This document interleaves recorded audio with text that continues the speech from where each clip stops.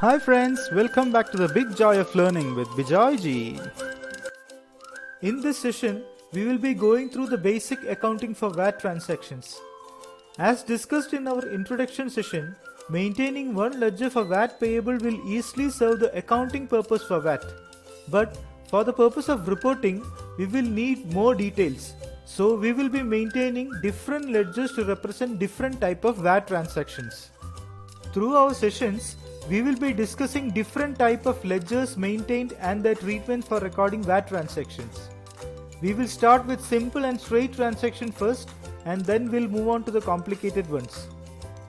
In this session, we will be discussing about input and output VAT ledgers. Input VAT is the VAT paid with expenses, paid with both revenue and capital expenses. VAT paid to a supplier along with any expenses. It could be a purchase of goods, purchase of assets, or paid towards any day-to-day expenses. Input VAT paid along with goods purchases, expenses and fixed assets purchases has to be reported separately while filing the VAT returns. So, for ease of reporting, we will be maintaining separate ledgers for these. Input VAT ledger to account for VAT paid with purchases of services or commodities. Input VAT on expenses ledger to account for VAT paid along with expenses like stationery, office rent, etc. Input VAT on fixed asset ledger to account for VAT paid while purchasing fixed assets like machinery, motor car, etc. Output VAT is the VAT collected from customers during sales. It could be any type of sales of goods, services, scrap, asset or any such transactions.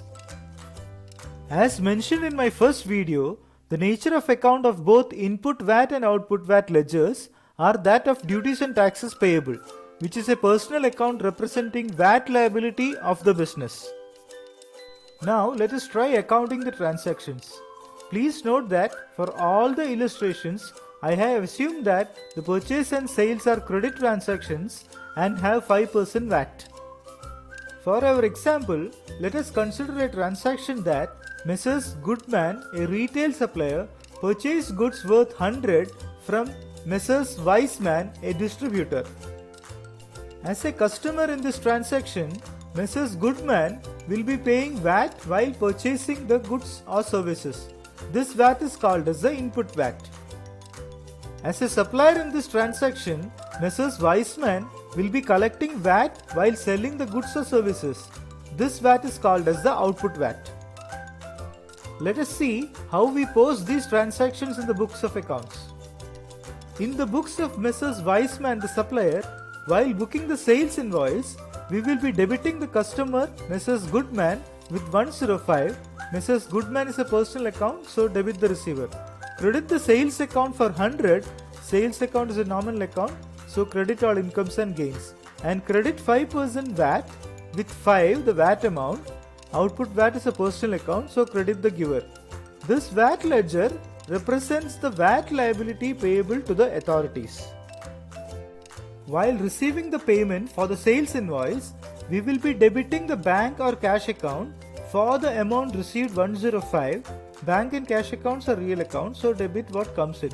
And credit the supplier Messrs. Goodman with 105. Messrs. Goodman is a personal account, so credit the giver.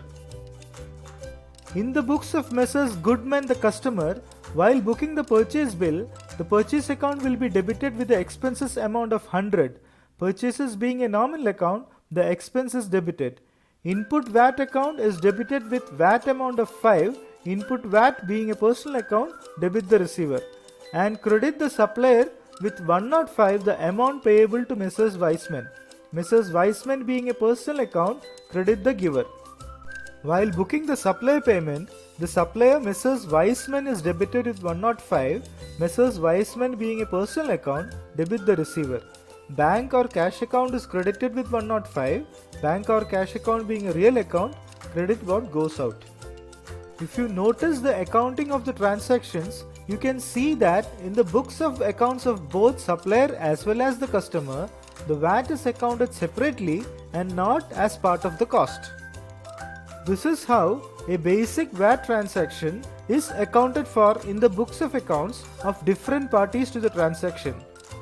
We will see how the VAT paid is set off with the VAT collected while settling the VAT liability in our next session. This is Bijoy signing off for now. Until we catch up in the next video. Your subscription, likes, shares and comments will be much appreciated. Thank you for your time and have a big joy of learning.